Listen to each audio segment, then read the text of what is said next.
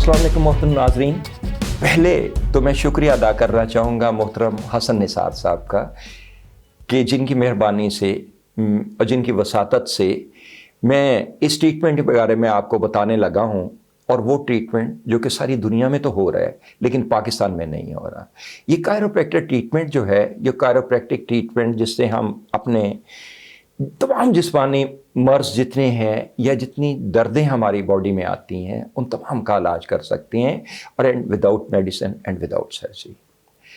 थोड़ा सा प्लीज़ मेरे साथ समझिए कि ये प्रॉब्लम कहाँ से आता है और कैसे ठीक हो सकता है। पहले तो ये आप चीज़ जानते होंगे कि नर्वस सिस्टम के बेसिकली 3 ही हिस्से हैं। Brain being the head of the body, spinal cord जहाँ से तमाम तर बॉडी की रिफ्लेक्सेस जितनी हैं, जो 5 हिस्से हैं हमारी, लेट से देखना, सुनना, सोचना, टेस्ट करना, स्मेल, सारा कुछ, ये 5 हिस्से रिफ्लेक्सेस की मदद से हमारी स्पाइनल कॉर्ड से कंट्रोल होती हैं, जहाँ से हमारे न्यूरॉन्स जो हैं दिमाग को ये चीज़ें हमारी जो कुछ देखते सुनते हैं या महसूस करते हैं वो सारी चीज़ें मुंतकिल करती हैं। ओके। और तीसरा हिस्सा नर्वस सिस्टम का स्पाइनल नर्व्स हैं, जो जैसे कि यहाँ पे भी दिखाई गई हैं कि ये नर्व्स जा रही हैं, इनिशिएट हो रही हैं पूरी बॉडी में। सेकंड, ये चीज़ समझिए कि हम जिस स्ट्रक्चर पे खड़े हैं, दिमाग भी हमारा हड्डियों पे खड़ा है, टांगें भी हमारी हड्डियों पे खड़ी हैं। ये हड्डियाँ 7 अज्जा पे मुश्तमिल है: calcium, vitamin D, magnesium, phosphorus, silicon, copper and fluoride.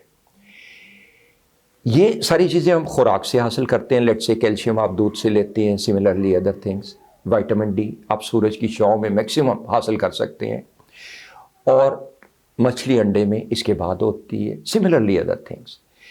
ये ढांचा हमारा तब as we age in years, या फिर वो बच्चे जो धूप में कम निकलते हैं, वो उनमें से कुछ चीज़ों में कमी होने लगेगी। लेट्स से विटामिन डी में कमी हो गई तो उस सूरत में इवन कुछ और चीज़ें भी अब्जॉर्ब नहीं कर पाएंगी। लेट्स से कैल्शियम आप जितना मर्जी दूध पीते रहें, that is dependent on vitamin D कि उसके साथ रिएक्ट करेगी तो तभी एब्जॉर्ब होगी बॉडी में, हड्डियों में जज़ब नहीं हो पाएगी और हड्डियों में कमज़ोरी आने लगेगी, स्पाइनल डिजनरेशन आने लगेगी। स्पाइनल डिजनरेशन दैट मीन्स कि उनमें गैप बढ़ने लगेगा, कम होने लगेगा, हड्डियाँ हमारी कमज़ोर पड़ने लगेंगी। जनरेशन आने लगती है जब ये केमिकल या अज्जा जो है इनमें कमी या इनमें रिएक्शन नहीं हो पाता।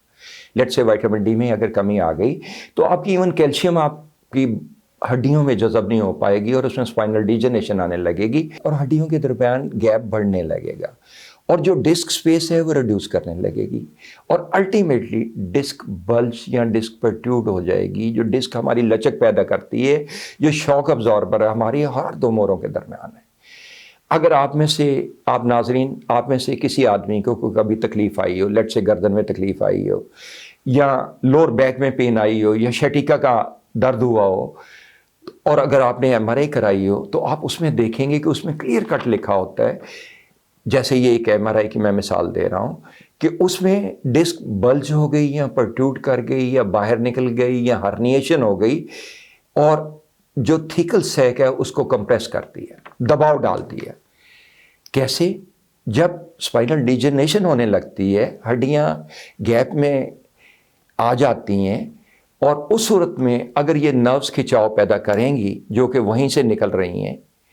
मैं इसकी एक और मिसाल आपको दे देता हूँ।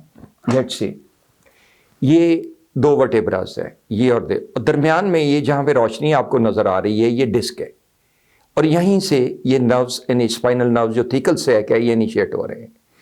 अब अगर इसमें खिंचाव बढ़ेगा नर्व्स का, जो कि आप रोज़ाना काम काज करने लगते हैं, और जैसे ही आप कोई चीज़ उठाते हैं, कोई वज़न उठाते हैं, कोई झटका लगता है, कोई जर्क किसी तरह की, तो उस सूरत में अगर हड्डियां कमज़ोर हो चुकी हैं तो वो अपनी स्पेस से नीचे खिंच जाती हैं और कंप्रेस कर देती हैं थिकल सैक को, जिससे दबाव आ जाता है नर्व्स पे, और अगर उस पर रिफ्लेक्सेस दबाव में आ जाएंगी तो उस सूरत में ब्लड एडजॉइनिंग जो ब्लड वेसल्स हैं वो भी कंप्रेशन में आ जाते हैं।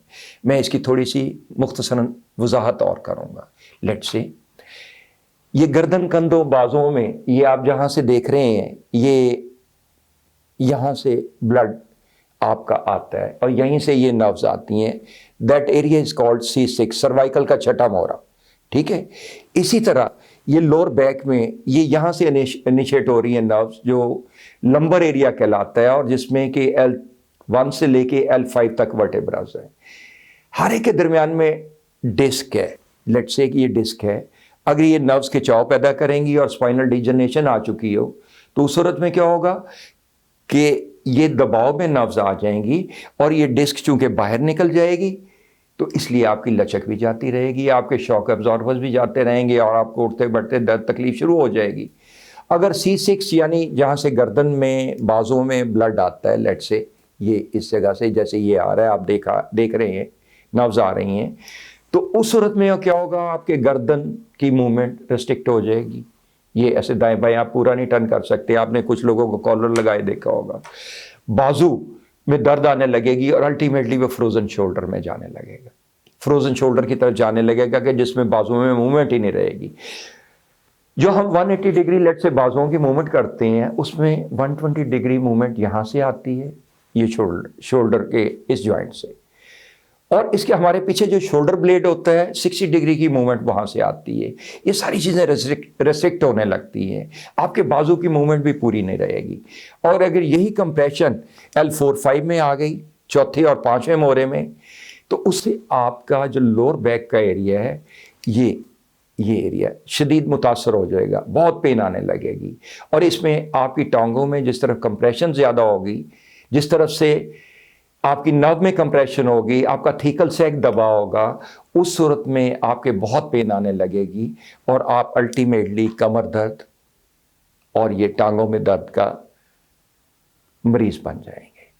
जब इसके मरीज बन जाएंगे और आपके चलने फिरने में दिक्कत होगी तो आपको उठने बैठने में तकलीफ हाई निकलने लगेगी। आप चलेंगे तो टांग में तकलीफ आएगी क्योंकि ब्लड पूरा नहीं आएगा, आपके रिफ्लेक्सेस पूरी तरह दिमाग कंट्रोल नहीं कर पाएगा। और कुछ सूरतों में तो आज़ाद जो हैं हमारे वो प्रॉपर मैसेज ही मोटर जो है हमारी नर्व रूट जहाँ कंप्रेस हो जाता है तो दिमाग अपने मैसेज भी या रिफ्लेक्सेस की सूरत में जो कंट्रोल करता है वो पूरा इस पर नहीं हो पाएगा और आपके हाथ भी कांपने लगेंगे, उनमें फ़र्क आ जाएगा, खिंचाव आ जाएगा, बराबर नहीं रहेंगे और अल्टीमेटली डेवलपमेंट आपकी रुक जाएगी। नौ इन कायरोप्रैक्टर ट्रीटमेंट हम उसको सिर्फ आपकी स्पाइनल कॉर्ड एडजस्ट करते हैं। स्पाइनल कॉर्ड जहाँ से प्रॉब्लम आया, लेट से आपकी गर्दन से प्रॉब्लम आया, बाजुओं में आया, तो हम गर्दन से एडजस्ट करेंगे और बाजू भी एडजस्ट करेंगे। और अगर आपकी लोअर बैक से मसला आया जैसे L4 L5 से, तो हम जब इसमें एडजस्टमेंट करेंगे तो उसमें बॉडी में हीलिंग एबिलिटी होती है कि जिन टिश्यूज़ को डैमेज हो चुका है, जब ब्लड आना शुरू करेगा, दिमाग रिफ्लेक्सेस कंट्रोल करना शुरू करेगा तो फिल फॉर अफक्का, फिल फॉर उसका असर आएगा। और जब फिल फॉर असर आएगा तो आप इंशाल्लाह बेहतर होते जाएंगे और किसी पेन किलर की, किसी आपको दवाई की ज़रूरत नहीं रहेगी। And this all treatment is without any medicine and without any surgery. Okay, तो मैं एक्सपेक्ट करूँगा बाद वाले जितने हमारे प्रोग्राम होंगे कि आप मुझसे क्वेश्चन पूछें, मैं आपको प्रैक्टिकली भी दिखाऊंगा कि हम इसको कैसे दूर करते हैं और प्रैक्टिकली इसका डेमोस्ट्रेशन करते हुए आपके सारे सवालों के जवाब मैं दूंगा और आपको बताऊंगा कि कैसे हम बगैर दवाइयों और बगैर सर्जरी के इसका ट्रीटमेंट करते हैं। इंशाल्लाह हम फिलफौर अफाका भी देंगे।